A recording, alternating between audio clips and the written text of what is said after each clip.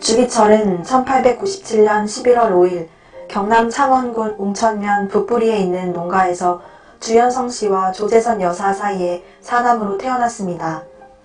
어릴 때 이름은 기복이었습니다. 기복이 위로는 세 형과 세 누나가 있었는데 철이 들면서 자신이 배다른 형제임을 알게 되었습니다.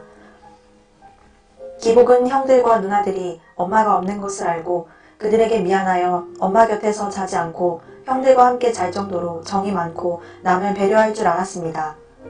또한 기복은 어릴 때부터 총기가 뛰어나 어느 것 하나 예사로 보지 않았습니다.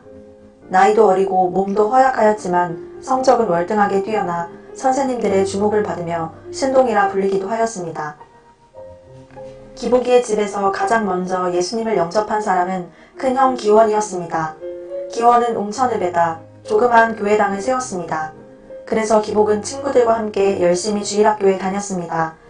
기복이 개통학교에 다닐 때 아직 20세인 춘원 이광수가 부산직으로 순회 강연을 나왔다가 개통학교에 들러 학문은 아무도 빼앗을 수 없으니 젊은이들이 열심히 배우고 나라를 다시 찾아야 우리들의 미래도 열린다고 열변을 토하면서 오산학교를 소개했습니다.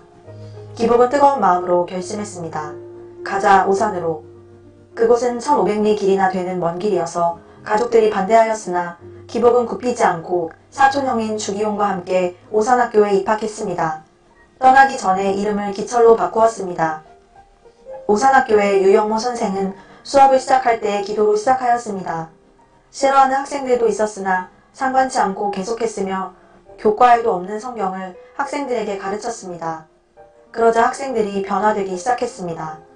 이때 남강 이승훈 선생도 기독교가 무엇인지 알아보기 위해 교회를 찾아다니다가 예수님께 사로잡혀 학교 교육의 근본을 기독교 정신에 두면서 학생들을 가르쳤습니다.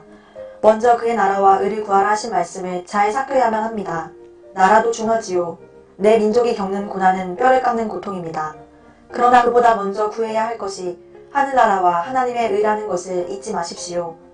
영하 20도의 강추위에도 날마다 냉수마찰을 하고 안락 의자에 앉지 않고 상 위에서 가부좌를 하고 앉아서 몇 시간이고 명상에 잠기는 등 학생들에게 수도적인 생활에 본이 되었습니다. 고당 조만식 선생은 무저항 민족주의자 간디를 존경하며 자신도 그러한 삶을 살기 원하였습니다. 소금으로만 양치질을 하고 팥비누로 세수를 하며 평생 국산품밖에 쓰지 않는 조만식 선생으로부터 기철은 애국정신을 배웠습니다. 1915년 기철이 오산학교 3학년 때 남강 선생이 감옥에서 풀려나셨습니다. 내가 하도 바쁘게 동분서주하다 보니 성경을 읽고 묵상할 시간이 없었는데 감옥에서 하루 종일 마음 놓고 성경을 읽었지요. 구약을 수십 번 읽고 신약을 100독은 했을게요. 아마 오산학교 젊은이들한테 내가 좀 부족한 데가 있어서 성경 말씀을 읽고 좀 더 성숙하라고 감옥을 보내셨던 게요.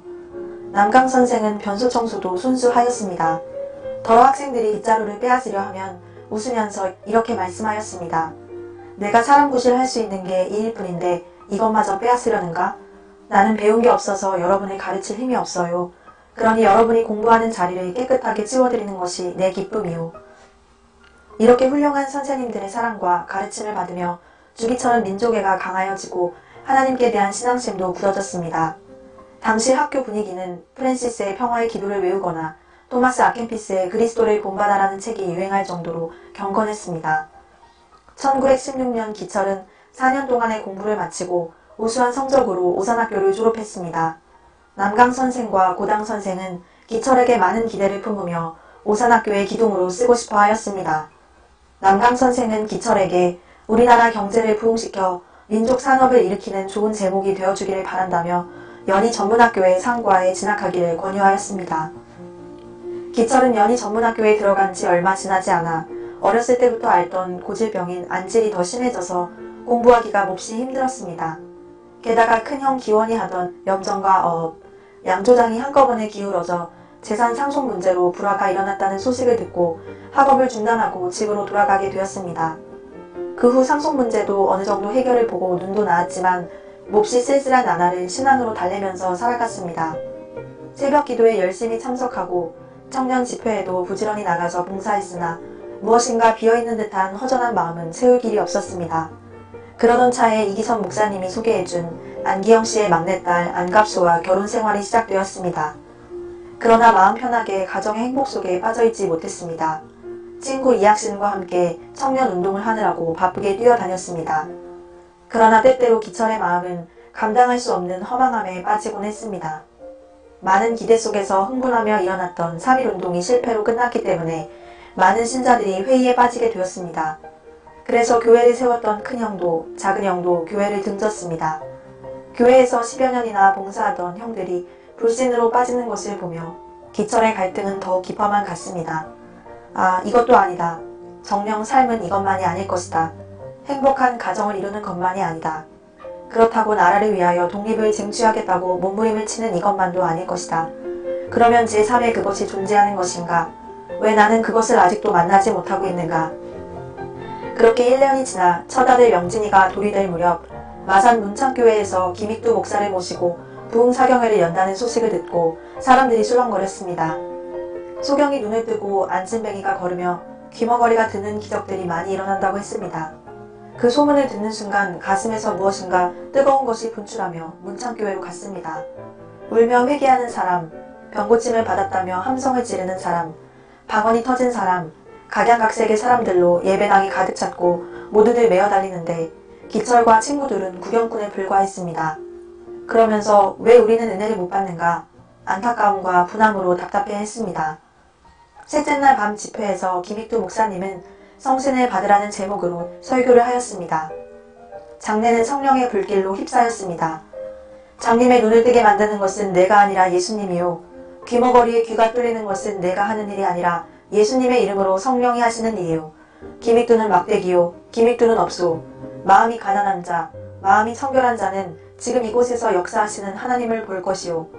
이때 기철은 바윗돌보다 더 무거운 자신의 죄를 깨닫고 갑자기 통곡과 함께 눈물을 쏟기 시작했습니다.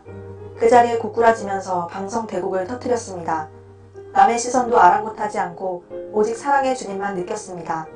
울고 또 울어도 눈물은 그치지 않았습니다. 어둠 속에서 헤매며 찾던 그 빛, 허망함 속에서 그렇게 갈망했던 그 존재를 드디어 찾은 것입니다. 이제 성령으로 새롭게 태어난 것입니다. 갈급해하던 친구들은 예수님을 만난 기쁨과 감격으로 모두 눈물 범벅이 되어 서로 얼싸안고 뒹굴었습니다. 이 악한 세상에 진정한 도는 살아서 역사하시는 하나님을 의지하고 따르는 것뿐임을 알게 되었습니다. 그해 11월 1일 주기철과 그의 친구들은 신학생이 될 것을 결심했습니다. 이 소식을 들은 형님들은 모두 화를 내며 반대했습니다. 그러나 기철은 머리를 빡빡 깎고 결심을 새롭게 했습니다. 기철은 미래를 보장해줄 수 없는 이국 땅에 와서 고스란히 자신을 바치며 헌신하는 선교사들을 바라보면서 가슴에 뜨거움이 솟아오르고 저절로 고개가 수그러졌습니다. 신학생 대부분은 전도사나 조사 노릇을 하며 봉사했는데 기철은 16년 전 호주의 손안로 선교사가 설립한 양산교회의 전도사로 봉사했습니다. 열렬한 성도들이 있고 번듯한 예배당도 있었지만 아직 목회자가 없었습니다. 평양에서 양산은 기차로 하루길 되는 1500여리인데 매주 오르내리니 어머니와 아내는 기철을 생각하며 노심초사했습니다. 그러나 조금도 고생스럽거나 힘들게 여겨지지 않았습니다. 그 길은 자기가 살 길이며 하나님께서 주신 길이었기 때문입니다. 졸업을 몇 개월 앞둔 어느 날 남강 선생님이 친히 학교로 찾아왔습니다. 옥고를 치르고 60을 넘기며 연로해 가시는 모습을 뵈니 송구하면서도 가슴이 아팠습니다. 남강 선생은 그윽한 눈길로 기철을 바라보며 말씀했습니다. 우리 조선의 독립은 오직 교육에 달려있어. 이것은 나 혼자의 뜻이 아니라 2천만 우리 조선의 요청으로 들어야 하네. 자네야말로 사람을 키워야 할 인재야. 이제 신학교도 마쳤으니 일본에서 유학하여 오산학교를 맡아주어야겠어. 자신을 이토록 믿어주시는 선생님이 너무나 감사했지만 기철에게는 이 제의가 유혹이었습니다. 죄송합니다. 선생님의 뜻을 잘 알고 있지만 이미 제 몸을 하나님께 다 바쳐버렸습니다. 한 사람이 두 길을 갈 수는 없지 않겠습니까? 기철은 자신을 향한 하나님의 뜻을 누구보다 잘 알고 흔들림 없이 그 길을 갔습니다. 한편 일본 총독부는 조선 호정령을 공포하고 이탈리아의 무솔리니는 파시스트 내각을 조직했습니다. 전 세계가 뒤숭숭했습니다. 그때 동경을 중심으로 관동 일대에 엄청난 지진이 발생했습니다. 두려운 재앙 앞에 민심이 흉흉해지니까 이를 수습해보겠다고 국리를 짜낸 것이 조선 사람이 불을 지르고 약탈을 일삼으며 우물마다 독을 풀어 죽이려 한다는 소문이었습니다. 그리하여 혈안이 되어 조센쟁을 찾아다니며 칼, 죽창, 몽둥이로 마구 죽인 것이 수천 명이었습니다. 게다가 러시아, 중국 등지에 열병처럼 퍼진 공산주의가 우리나라에까지 전염되고 있었습니다. 공산주의자들은 사회 청년운동을 틀어잡고 정면으로 교회에 도전해왔습니다. 이런 시국에 주기철은 1926년 3월 평양신학교를 19회로 졸업했습니다. 신학교를 다니는 동안 두 번째 아들 영만이와 세 번째 아들 영무기가 태어났습니다. 자식이나 아내를 호강시킬 수 있는 처지가 아니었기에 기쁨보다는 부끄러움이 앞섰습니다. 예수님이 가신 길을 뒤따라갈 수가 있을까? 세 아들과 아내와 어머님을 이끌고 나는 목회자의 길을 가야 한다.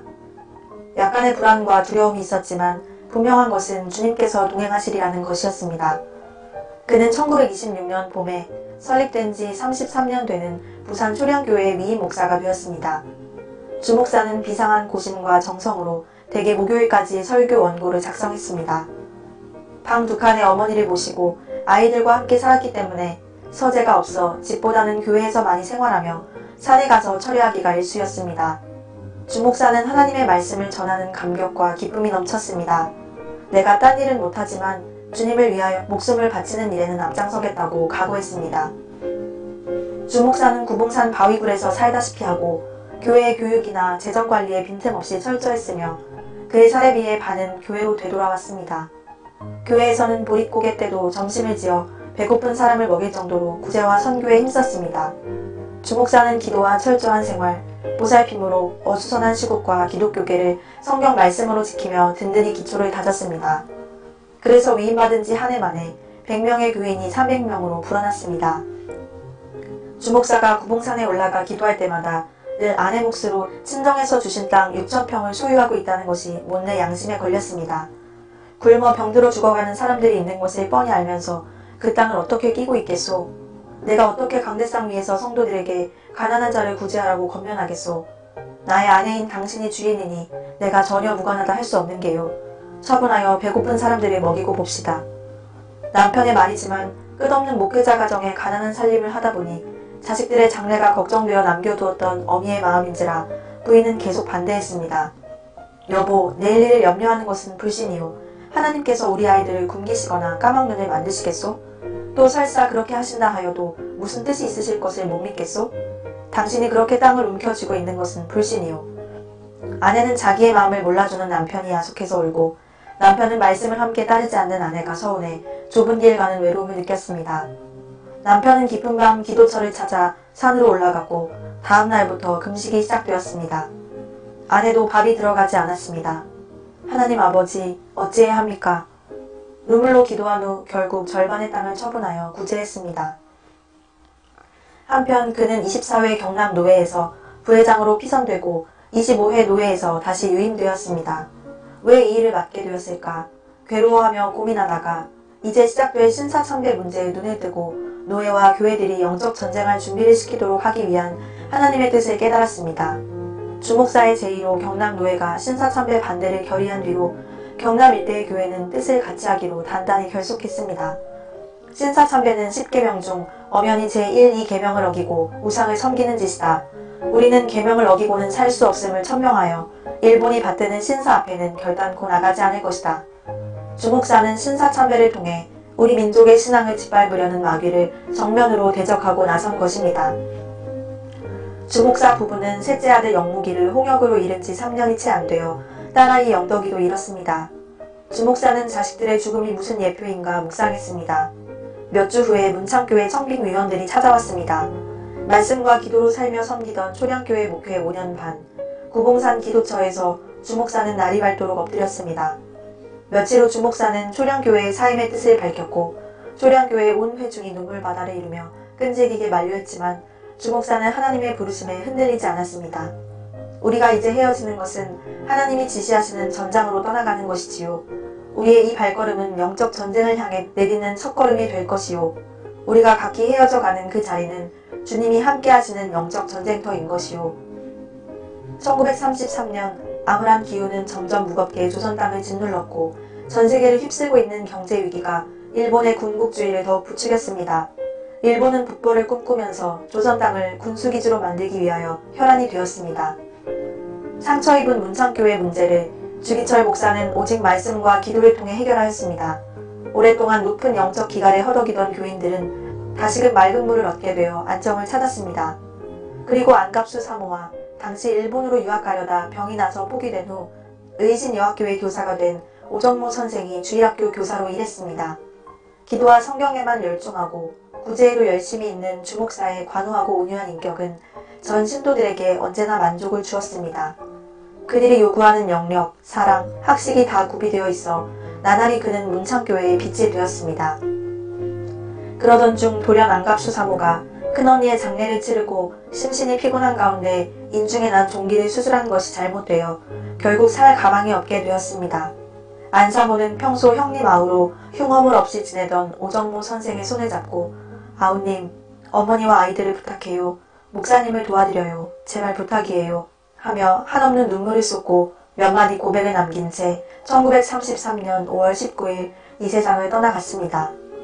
졸지 아내를 땅에 묻고 돌아선 그에게 미처 숨 돌릴 겨를도 없이 무거운 숙제를 풀어야 할 일이 주어졌습니다.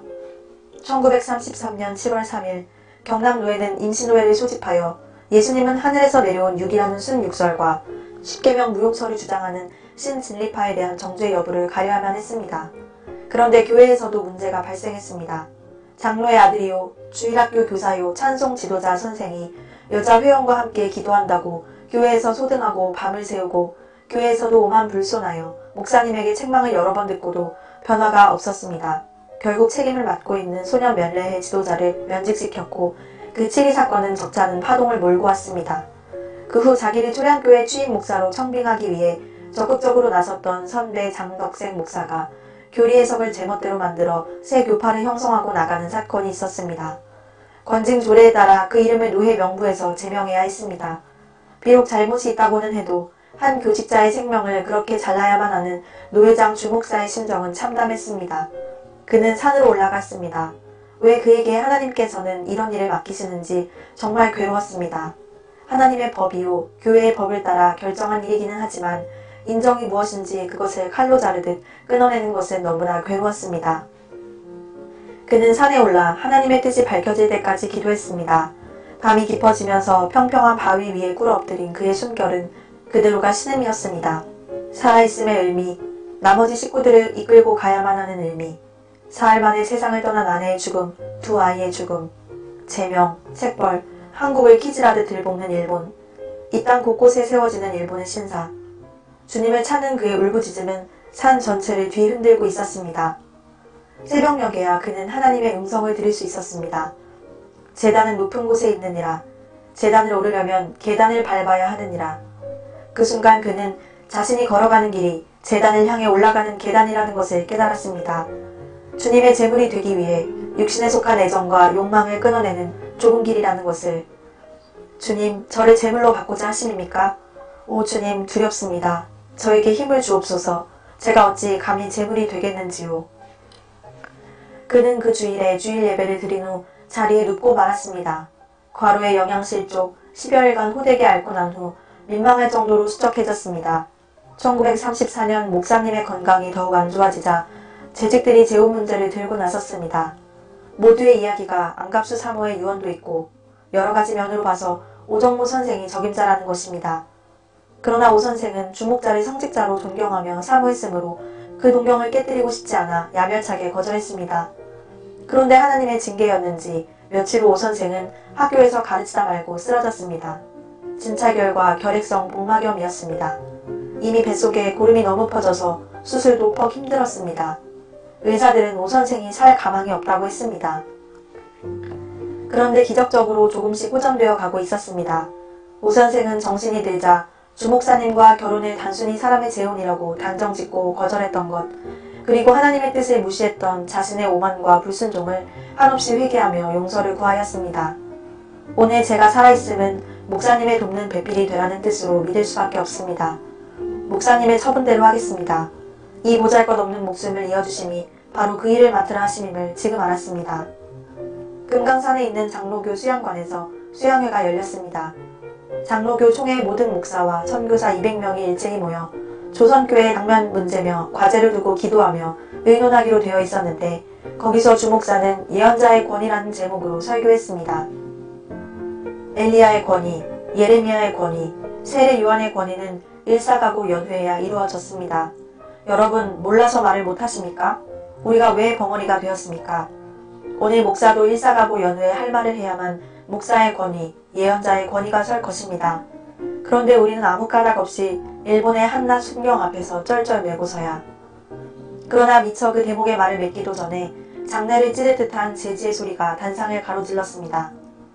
단상은 일경들과 목사들로 아수라장이 되었고 참석자들 모두가 일경에게 맞아 피를 흘리고 멍이 든 채 그 밤을 지내고 강제로 해산을 당하였습니다. 한편 일본에 건너가 공부를 하던 몇몇 목사들에게서 일본 순회전도 강연을 부탁받아 한 달 이상 전도 강연길을 떠나게 되었습니다. 돌아온 후 평양의 산정현 교회에서 그를 청빙하는 편지를 받았습니다. 그는 편지를 내려놓고 무악산으로 올라가 엎드렸습니다. 왜 저를 부르십니까? 왜 남쪽 끝에 있는 제가 그곳으로 가야 합니까? 그날 밤 오정모 사모는 이상하리만치 생생한 꿈을 꾸게 되었습니다. 이에 주목사 부부는 하나님의 부르심에 대한 더 강한 확신을 얻고 순종의 길로 나갔습니다. 1936년 7월 새로운 목사를 맞이하는 산정현 교회는 잔치 분위기였습니다.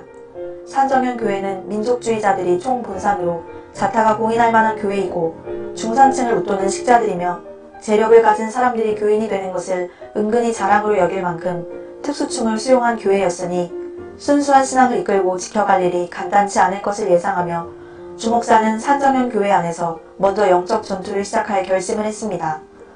일본도 이에 맞서듯 주목사가 산정현 교회로 부임해온 그 시기에 악명을 떨치는 군인 출신의 미나미 지로를 서둘러 조선 총독으로 내보냈습니다.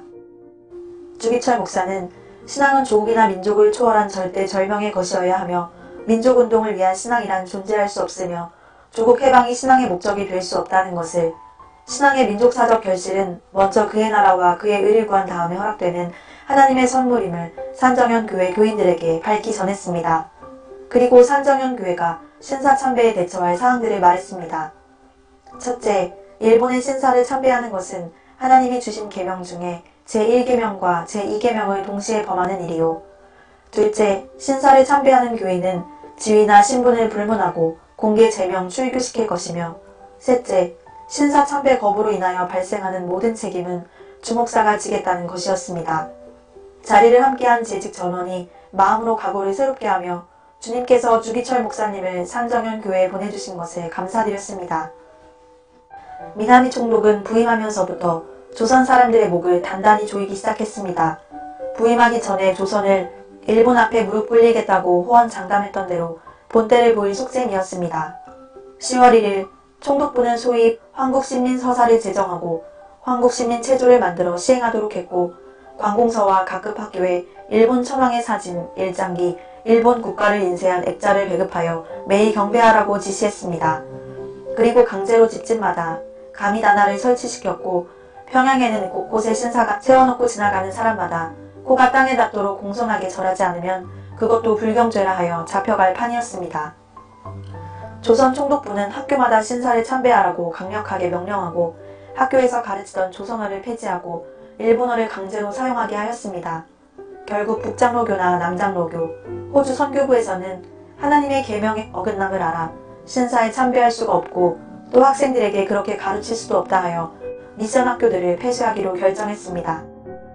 또한 기독교계 잡지에 소위 한국신민의 선서라는 글이 실리고 기독교보에는 기독교인의 국가봉사라는 제목의 사설, 그리고 기독교 잡지에도 일본 황실에 순종하지 않고 저항하는 것은 성경 말씀과 위배되며 하나님께 대한 범죄라고까지 으름장을 놓고 있었습니다.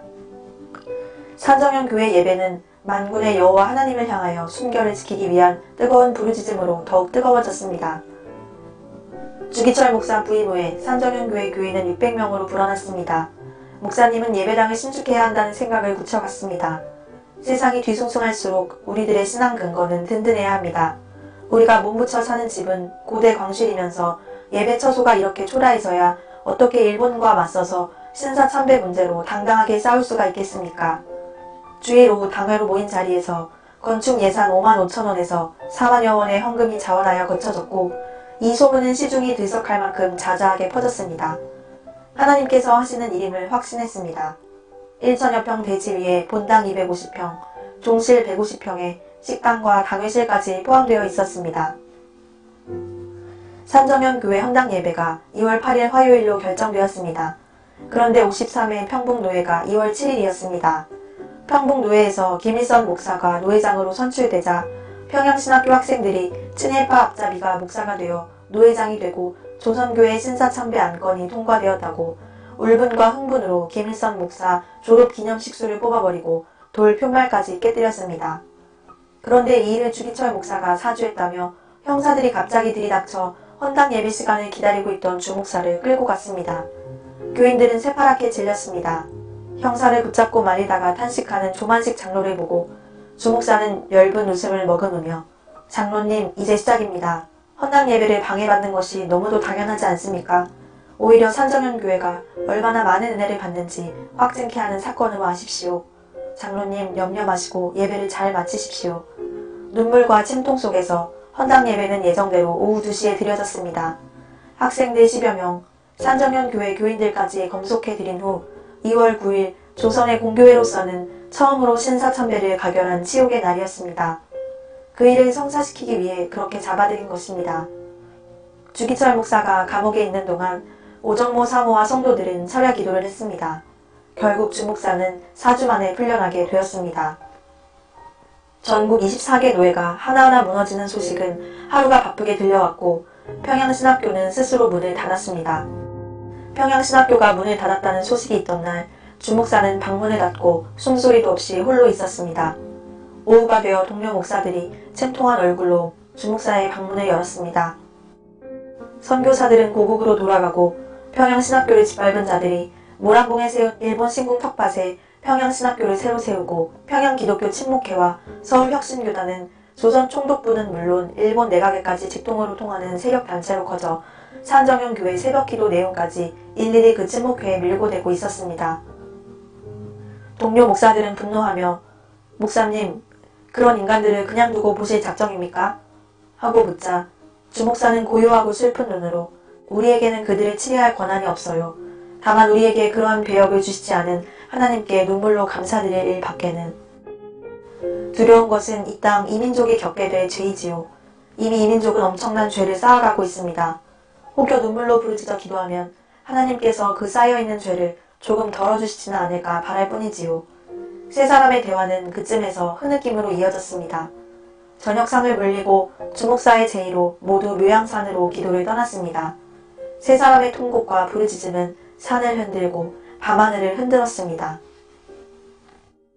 주 목사 일행이 묘양산으로 떠나신 날 일본이 파견한 일본 기독교회 대회 의장 도미다 목사가 총회를 앞두고 회의하기 위해 한국에 왔습니다. 평양에 도착한 그들 일행을 4개 노회가 연합으로 주최하여 모은 100여 명의 목사와 임원들이 성대한 환영 만찬으로 맞이한 후 모임 장소를 산정현 교회로 정했습니다. 주기철 목사 일행은 묘양산에서 평양에 도착하여 금식을 하던 그대로 산정현 교회로 달려갔습니다. 도미다는 깍듯한 태도와 싹싹한 말씨로 신사를 종교의 대상으로 삼고 있지 않다고 누누이 설명했습니다. 주기철 목사는 차분하면서도 죽음을 각오한 단호함과 의연함으로 도미다 목사를 향해 질문하면서 진리를 선포했습니다. 도미다 목사께서는 십계명을 외우십니까? 목사님께서는 언제 성경을 읽으셨습니까? 먼저 그의 나라와 의를 구하는 것이 그리스도인의 강령이라면 도미다 목사께서는 조선을 불법으로 점령한 일본의 유익을 위하여 지금 불법을 함께 자행하고 있다는 사실을 알아야만 합니다. 도미다 목사님, 목사님이 진정 그리스도의 사도라면 그리고 진정 조국 일본을 사랑하신다면 이렇게 조선 사람들에게 신사를 참배하라고 권고하며 다니시기보다 같은 동포인 일본 사람들에게 좀 더 열심히 복음을 전하셔야 하지 않겠습니까? 일본에는 신앙 양심을 목숨보다 더 귀하게 여기며 지키고 있는 훌륭한 분들이 많습니다. 참으로 복된 일이지요. 일본도 한시 바삐 여호와 앞으로 돌아와 더 큰 일을 저질러 돌이킬 수 없이 되기 전에 그리스도의 진리 앞에 무릎 꿇는 행복을 누리시기를 원합니다. 도미다는 얼굴이 창백해지기도 하고 쓴 웃음을 짓기도 하면서 주 목사의 이야기에 귀를 기울였습니다. 결국 그 간담회는 새벽 4시가 되어서야 결국 도미다 목사의 패배로 끝맺었습니다. 그런데 산정현 교회에서 간담회로 밤을 지새운 날 저녁 선교부로부터 도미다 일행에게 성대한 만찬이 벌어졌고 도비단 4개 노예 신사참배 가결의 선물을 안고 일본에 돌아갔다는 소식을 듣고 주목사는 저녁상을 받지 않았습니다. 오사무가 무겁게 닫힌 방문을 가만히 열고 들어서니 책상 위에 펼쳐진 백지에 쓰여있는 글이 눈에 들어왔습니다. 아, 내 주 예수님의 이름이 땅에 떨어지는구나. 평양아, 예의 동방의 내 예루살렘아, 영광이 내게서 떠나도다. 모랑봉아, 통곡하라. 대동강아, 천백세에 흘러가며 나와 함께 울자. 드리리다, 드리리다. 이 목숨이 남아 주님께 드리리다. 칼날이 나를 기다리느냐. 나는 저 칼날을 향하여 나아가리다. 책상 앞에서 어깨를 들먹이며 우는 주목사의 곁에서 주님도 함께 울고 계셨습니다. 천지간에 마음도 몸도 붙일 곳 없는 영혼의 외로움과 추위에 떨고 있었습니다. 도미가 목사의 한국 방문은 9월에 개최될 예정인 장로교 제27회 총회를 위한 선무공작의 시작이었습니다. 일본은 27회 총회에서 조선교회 신사참배를 가결시킬 계획을 치밀하게 짜놓고 있었습니다. 1938년 7월 초복더위가 땅을 절절 끓게 만들던 날 사부 경찰 몇 명이 교회 사무실로 들이닥쳐 영장 제시도 없이 창백해진 목사를 무조건 끌고 나갔습니다. 총회가 열리기 전 신사참배 반대 안건을 들고 나올 주인공이기에 주목사를 묶어두기 위한 작전이었습니다. 시미즈가 형사는 막상 주기철 목사를 구속해놓기는 했으나 죄목을 잡을 수가 없고 모두들 존경하는 터라 어떻게 하나 고민하고 있는데 의성읍 경찰서의 고등계 계장 악마의 화신이라 불리는 나가 형사 밑에서 훈련받은 배만수 형사가 평양에 왔습니다. 배만수 형사는 의성교회를 뒤지다가 유재기 목사가 기독교 청년 면여회에 관계하고 있다는 것을 알아내고 의성교회를 중심으로 청년들을 잡아가두며 관계된 목사들을 의성으로 끌어들였습니다. 이 농우회는 5년 전 평양신학교 신입생 환영 야유회에서 출발한 농촌 개몽운동이었는데 회장이 산정현교회 조만식 장로요. 교인들 중에 몇 사람이 중요한 인물임을 알고 주기철 목사를 주동자로 추적한 것입니다. 8월 10일 평안남도에 있는 장로교회들이 너도 나도 앞장서듯 신사참배를 결의하고 있을 때 주기철 목사는 교회가 무너지는 처절한 소리를 들으며 의성으로 끌려갔습니다. 그의 도착은 고문의 시작이었습니다.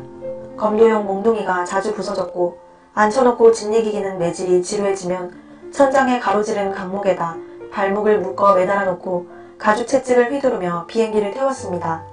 낭하와 배영사, 문영사가 차례로 지하 고문실을 드나들었습니다. 주목사를 거꾸로 메어 달아놓고 고춧가루를 가득 푼 주전자 물을 코와 입으로 쏟아부었습니다. 극심하던 고통은 순간 끊어져 무의식 속에 빠졌고 고춧가루 물고문은 숨통만을 막는 것이 아니라 혈관도 타묻게 만들었습니다. 주목사는 갑방에 있던 청년이 내미는 밥덩이를 간신히 받아들고 무릎을 꿇고 눈물을 흘렸습니다. 주님, 아무것도 생각이 나지 않습니다. 나는 마치 완전히 버림받은 자 같을 뿐이오며 갈 곳이 아주 없는 자 같이 되었습니다. 부끄러움도 모르겠고 희망이라는 것을 처음부터 모르는 자 같이 되었습니다. 주님, 성찬으로 받사오니 주님께서 저와 함께 하심을 확증하게 하시옵소서. 불쌍히 여기시고 새 힘을 주시옵소서. 한입 베어무른 밥덩이는 그의 목구멍을 찢으며 넘어갔습니다. 목구멍은 밥 한 덩이를 넘기면서 전신에 불을 붙였습니다. 그러나 기이하게도 그 순간 그의 영혼은 불빛을 만난 듯 밝아졌습니다.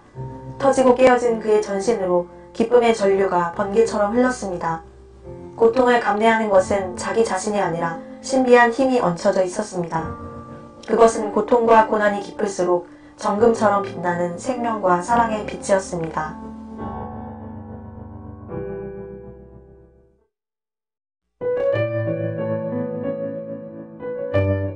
농우회 사건은 당초의 낭하 형사와 배만수 등이 기대했던 것만큼 성과를 거둘 수가 없었습니다.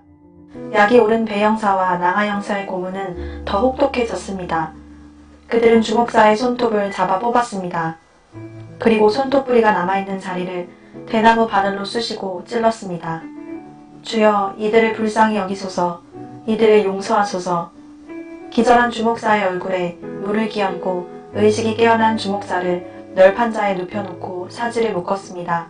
그리고 아랫도리를 벗긴 뒤에 알코올에 적신 탈지면을 감은 꼬챙이를 요도에 쑤셔 넣었습니다.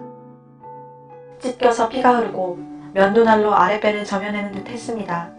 주님, 이것을 겪게 하시려고 내 목구멍에 밥을 넣어주셨나이까? 이것을 겪게 하시려고 나의 숨을 이어주셨나이까? 오 주님, 십자가, 십자가, 십자가 위에 주님 나를 받으소서. 나를 그 품에 감추어 주소서.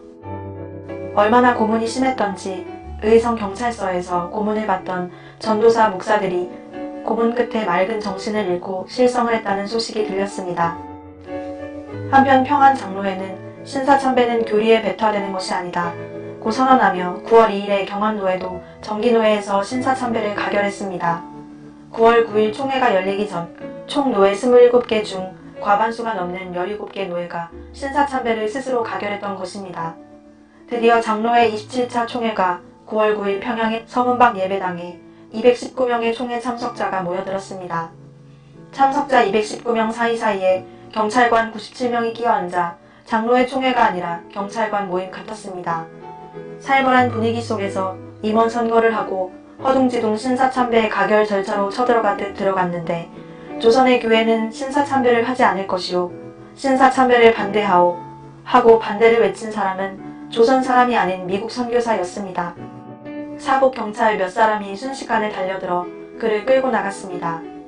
총회장이 가결 선포를 하자 30여 명의 선교사들이 우르르 일어나 이것은 불법이라고 항의하였습니다. 형사에게 멱살을 잡혀 끌려나가던 선교사 한 사람은 울음 섞인 목소리로 소리쳤습니다. 그리고는 끝내 통곡을 터뜨렸습니다. 방청석에도 흐느낌이 번져갔습니다. 의성에서 주목사의 면회를 허락한다는 전갈이 오자 오사모는 먹는 것도 있고 자는 것도 잊고 한달음에 달려갔습니다. 낭하 형사와 배 형사는 오사모를 앉혀놓고 회유하였습니다. 주목사는 시국에 대해 아주 둔하더군요. 그러니 부인께서 면회를 하시면서 요즘에 돌아가는 사태를 잘 설명하시고 신사참배하겠다는 약속을 하도록 설득하세요. 아시겠습니까? 그것 한 가지면 당장 석방입니다. 형사실 문이 열렸습니다. 주목사의 모습은 너무도 처절했습니다. 깎지 못한 수염 속의 얼굴은 백납 빛이었습니다. 안질이 도저 벌겋게 충혈되었고 저고리는 헐렁하여 허수아비에게 걸쳐놓은 옷처럼 보였습니다. 손가락으로 건드리기만 해도 건불처럼 쓰러질 것만 같은 모습이었습니다. 그러나 그는 오사무를 발견한 순간 생기를 얻고 웃었습니다. 반가움과 희망, 지옥과 같은 형편에서 벗어나고 싶은 열망이었습니다. 오사무는 피가 나도록 입술을 깨물고 그 자리에 무릎을 꿇고 엎드려 절했습니다. 목사님 장하십니다. 조선의 교회가 다 무너져도 목사님이 견디시는 한 우리 주님의 교회는 그 자리에 건재합니다.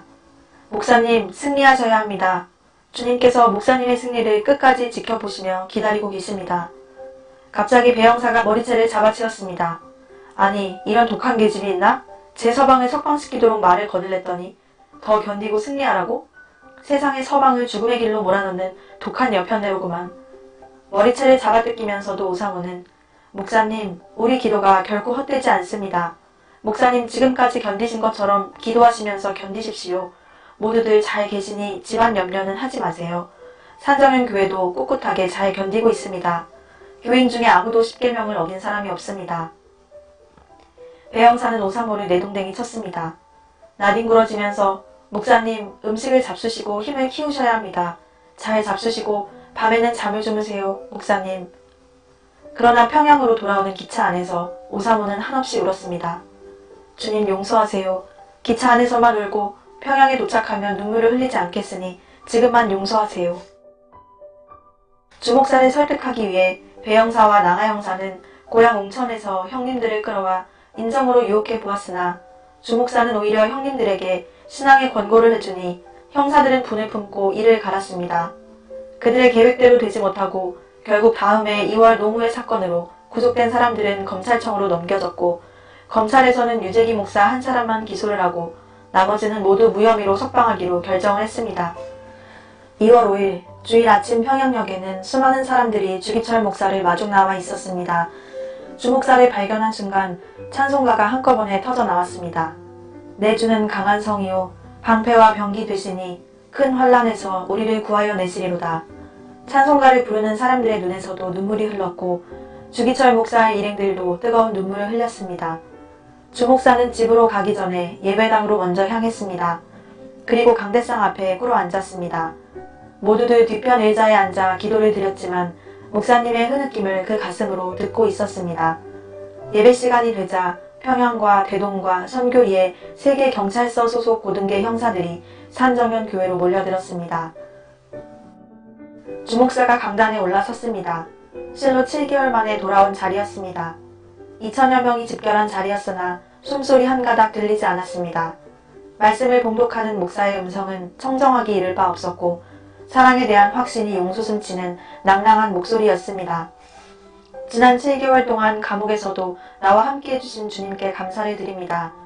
그동안 기도해주신 여러분의 기도 안에서 저는 모든 것을 잘 견디고 오늘 이렇게 여러분 앞에 섰습니다. 7개월 동안 저에게는 5종목의 기도가 세워졌습니다. 첫 번째 저의 기도는 죽음의 권세를 이기게 하여 주옵소서입니다. 사망의 권세는 사람을 위협하는 마귀의 최대 무기인 듯 합니다. 죽음이 두려워 의를 버리고 죽음을 면하려고 믿음을 버린 사람이 얼마나 많습니까? 그러나 주님을 버리고 100년 1000년 산다 한들 그것이 무슨 떳떳한 삶이 되겠습니까? 오 주님, 이 목숨 아끼다가 주님을 욕되게 하는 일을 겪지 않게 해주옵소서. 이 몸이 부서져 가루가 되어도 주님의 사랑만을 지키게 하여 주옵소서.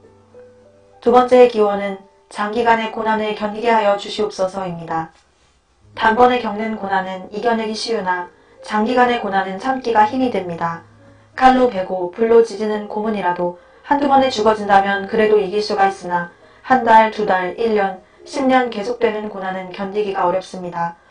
하물며 저처럼 연약한 약졸이 어떻게 장기간의 고난을 견디어 배기겠습니까? 다만 주님께 의지할 뿐입니다. 주님을 위하여 주어지는 십자가를 내가 이제 피하였다가 이 다음에 주님이 너는 내가 준 유일한 유산인 십자가를 어찌하고 왔느냐고 물으시면 내가 무슨 말로 대답하랴. 세 번째는 노모와 처자와 교우를 주님께 부탁하는 기도입니다. 나에게는 팔순을 바라보는 어머님이 계시고 병든 아내와 아직 어린 자식들이 있습니다. 아들로 태어나 자식의 의무도 중요하고 한 사람의 가장으로서 하나님이 주시는 자식들의 아비가 된 책임도 무겁습니다. 늙으신 어머님을, 병든 아내를, 어린 자식들을, 불안해하는 양떼를 선한 목자이신 주님께 맡겨드립니다. 인간을 얼거맨 인정해주리 나를 얼거매지 않도록 기도해 주십시오. 부모나 처자를 예수님보다 더 사랑하는 자는 예수님께 합당치 않다 하셨으니 저로 예수님께 합당한 자가 되도록 도와주옵소서. 네 번째로는 의에 살고 의에 죽게 하여 주십시오입니다. 사람이 세상에 태어나 사람으로서 마땅히 행하여야 할 의가 있습니다. 나라의 신민이 되어서는 충절의 의가 있고 여자가 되어서는 정절의 의가 있고 그리스도인이 되어서는 그리스도인의 의가 있습니다. 이 몸이 어려서 예수님 안에서 자랐고 예수님께 헌신하기로 10번, 100번 맹세했습니다. 예수님의 이름으로 밥 얻어먹고 목사가 되어 영광을 받다가 하나님의 계명이 깨어지고 예수님의 이름이 땅에 떨어지게 된 오늘 이 몸이 어찌 죽음을 피하려 하겠습니까? 인생은 짧고 의는 영원합니다. 사랑하는 교우 여러분, 의에 죽고 의에 삽시다. 부디 예수로 죽고 예수로 삽시다. 다섯 번째, 내 영혼을 주님께 부탁합니다. 오 주님 예수여, 내 영혼을 주님께 부탁합니다. 십자가를 붙잡고 쓰러질 때 내 영혼을 받아주시옵소서. 혹여 옥중이나 사형장에서 저의 목숨이 끊어질 때 저의 영혼을 받아주시옵소서. 아버지의 집은 나의 집, 아버지의 나라는 저의 고향이로소이다. 더러운 땅을 밟던 내 발을 씻어서 저로 하여금 하늘나라의 황금길을 걷게 하옵시고 죄악세상에서 부대끼던 저를 깨끗게 하사 영광의 조건에 서게 하시옵소서. 저의 영혼을 주님께 의탁하나이다. 아멘. 눈물 바다를 이룬 산정현 예배당에서 그날 그 자리에서 많은 모든 사람이 하나였습니다. 일본의 앞잡이로 손가락질 받던 조선 형사들까지 눈물을 머금었습니다. 주기철이 집으로 돌아온 뒤 6개월 후의 일입니다. 8월 초순 어느 주일 예배시간이 임박하여 여러 명의 형사대가 찾아와 당장 설교를 중지하라고 하였습니다. 그러나 나에게 설교권을 주신 분은 하나님이라며 예배시간이 되자 어김없이 강단에 서서 설교하였습니다. 그날의 설교가 있은 지 나흘째 6명의 형사들이 사택으로 들이닥쳤습니다. 형사들이 웅성거리며 들어서는 것을 본 순간 목사님의 얼굴은 백납처럼 창백해졌습니다. 매 순간 각오를 하지만 막상 그들이 나타났을 때 한순간의 공포가 그의 육체와 정신을 덮쳤습니다. 주기철 목사는 무릎을 꿇고 앉아 눈을 감았습니다. 오직 십자가의 예수님을 바라보게 하소서. 주님의 도우심이 없이는 한 걸음도 나아갈 수가 없사오니 저를 지켜주옵소서. 저의 어리석음과 나약함을 저보다도 주께서 더 잘 아시오니 제가 감당하는 것이 아니옵고 주께서 감당하시는 것임을 한시도 잊지 않도록 도와주시옵소서. 아버지, 제가 당하는 고문으로 조선의 2천만 백성이 신앙을 지킬 수만 있다면 이 고문으로 저를 제물 삼아 주소서. 이 백성이 이 매를 맞지 않고 신앙을 지킬 수만 있다면 이 매를 저 혼자서 맞게 해 주시옵소서. 고문신을 싣는 주목사를 형사들 서너 명이 달려들어 잡아 끌었습니다. 주목사는 한 번도 뒤를 돌아보지 않았습니다.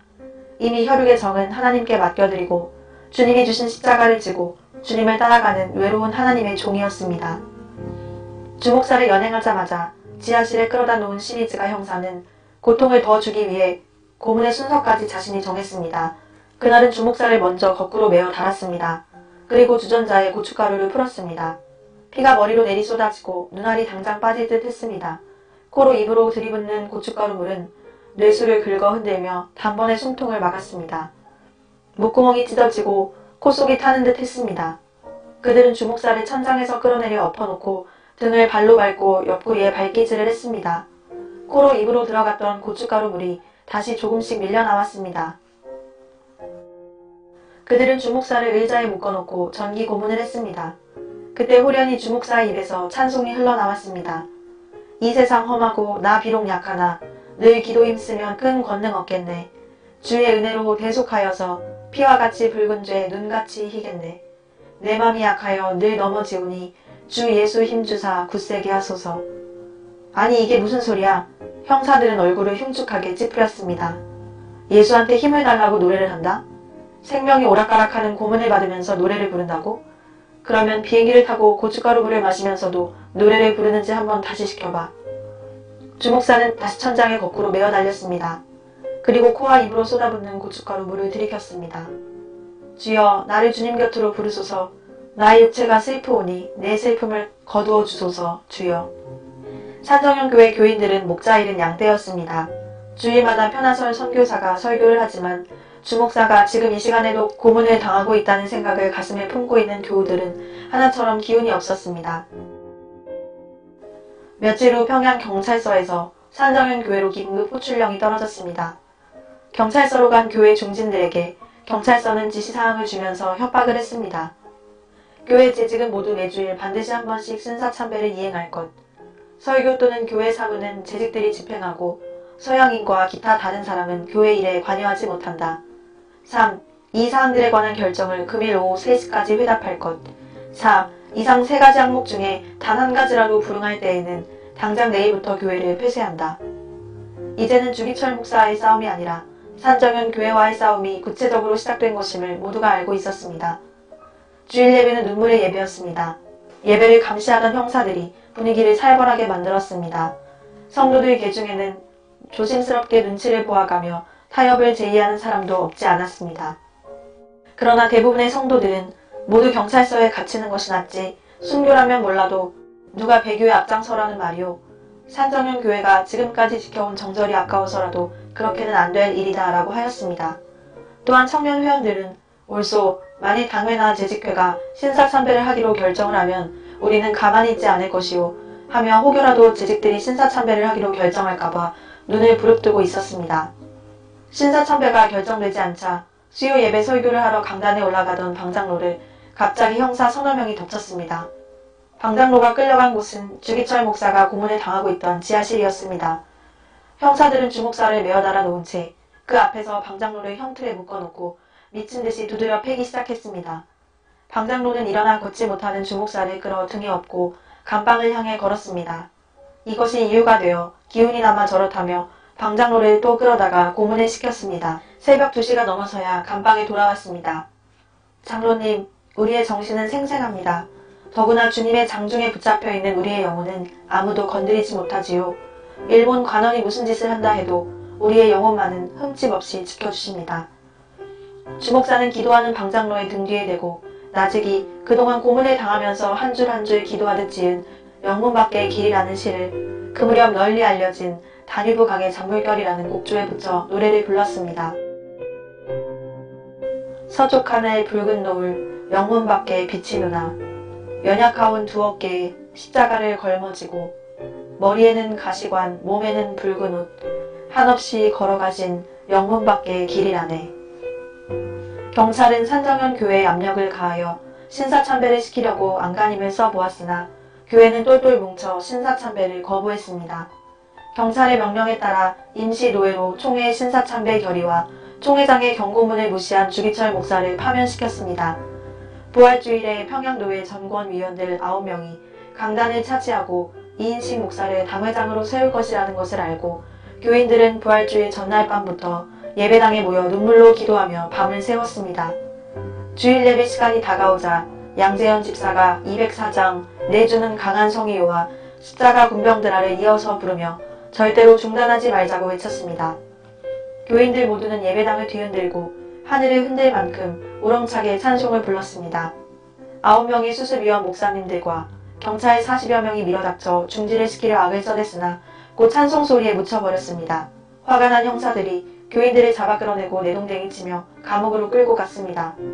피가 흐르고 옷이 찢겼으나 찬송소리는 그치지 않았습니다. 결국 경찰은 예배당을 폐쇄시켰습니다.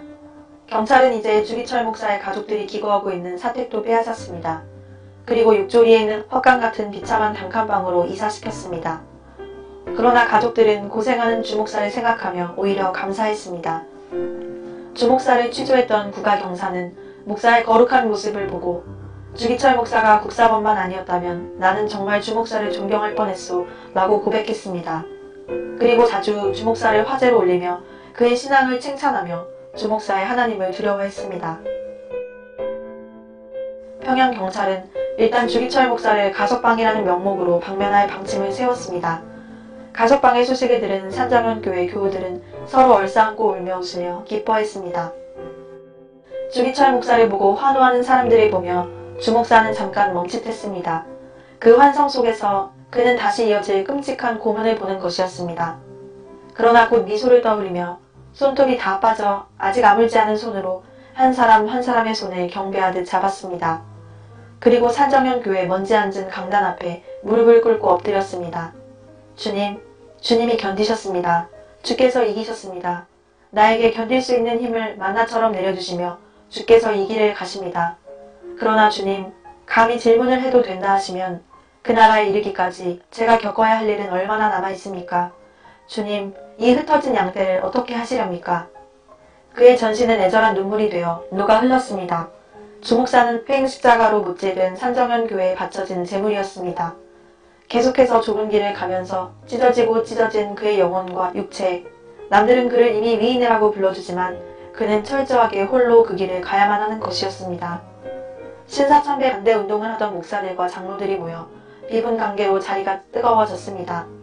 신사참배한 목사들을 예수님의 이름으로 징계하고 신사참배 반대하는 이들이 모여 새 노예를 만들어 교회 재건 운동을 시작하자는 것이었습니다.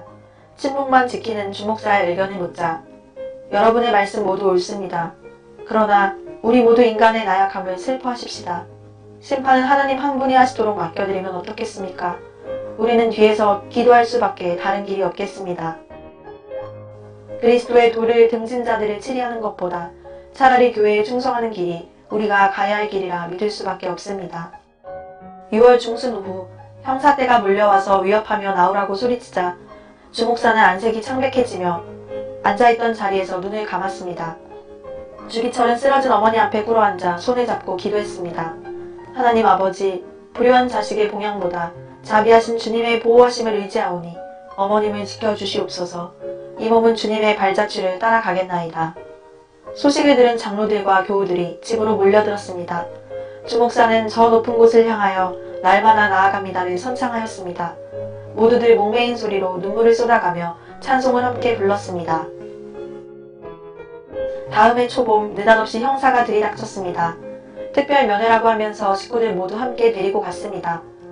특별 면회라는 말에 노모는 솔깃하고 광조는 그저 좋아하며 따라 나섰습니다. 그런데 3층 형사실이 아닌 지하 고문실로 데려갔습니다. 시멘트 방에 세 식구를 밀어넣고 유리벽으로 되어있는 맞은편 간방에는 갖가지 고문 도구가 있었는데 그 방으로 주목사가 들어오는 것이었습니다. 형사들은 가족들이 보이는 앞에서 주목사를 잔인하게 고문하기 시작했습니다.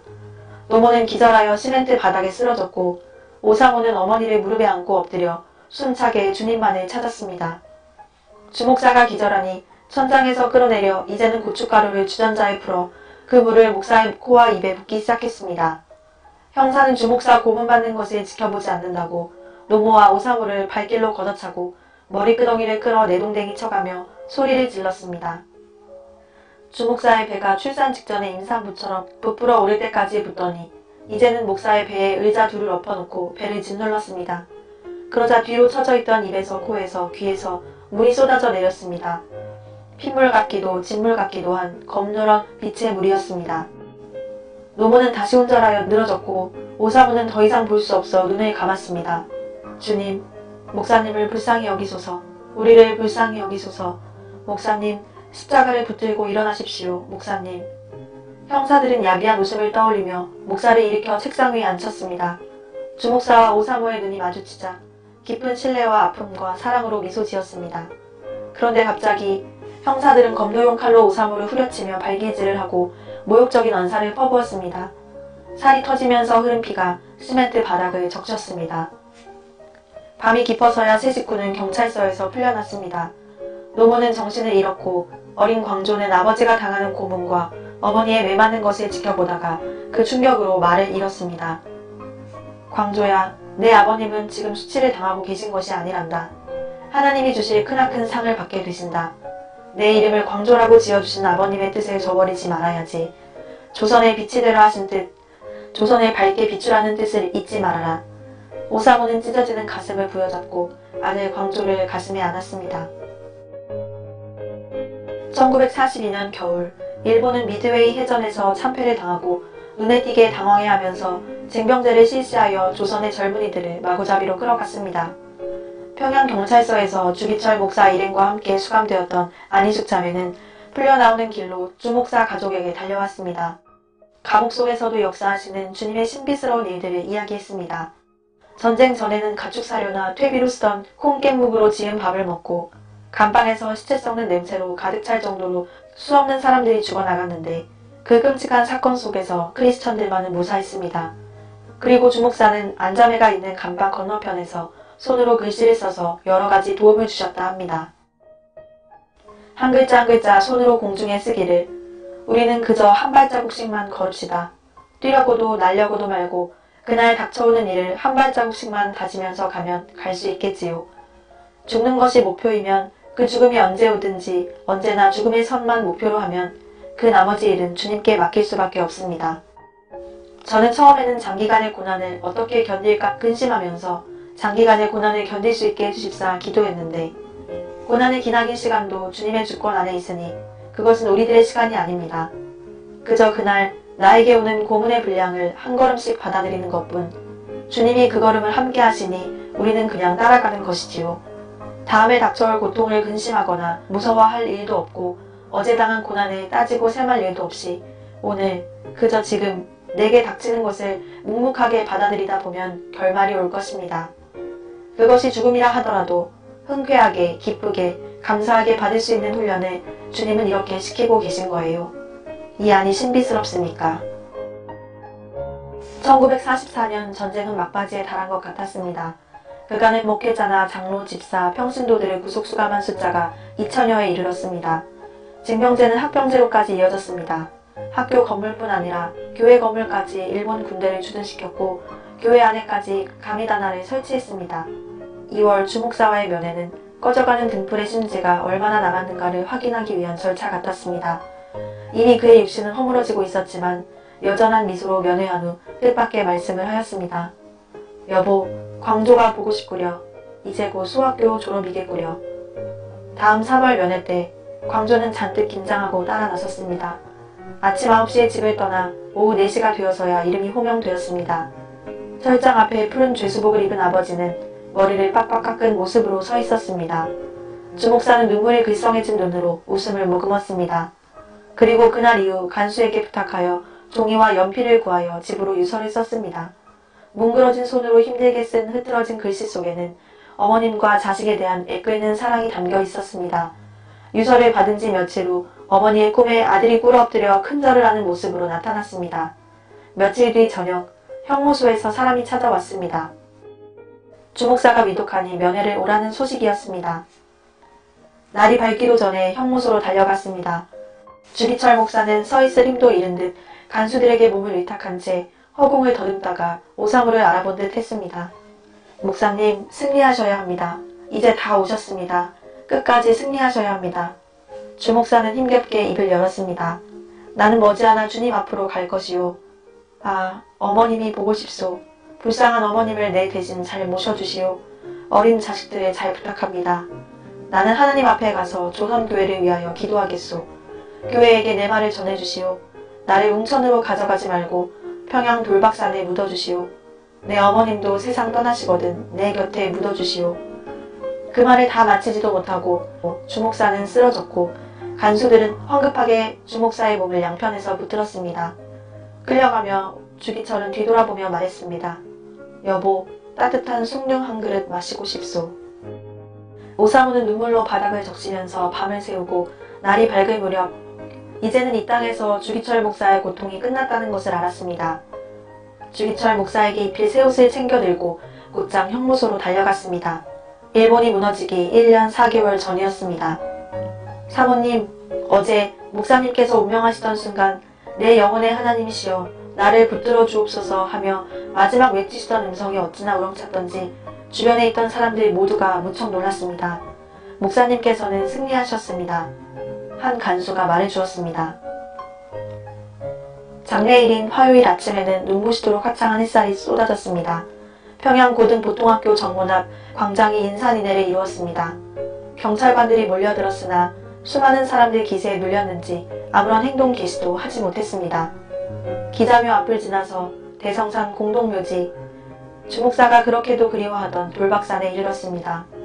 어머니를 사랑한 효자, 아이들의 훌륭한 아버지, 애정을 가진 남편, 연약한 육신을 입은 인간 주기철. 그러나 그 인간의 애절함과 연약함을 지고 좌로나 우로 치우치지 않고 십자가만 바라보며 묵묵히 한 걸음씩 주님을 따라간 하나님의 종. 오직 하나님을 사랑하기에 그 명령에 겸손히 순종한 충성스러운 종이었습니다.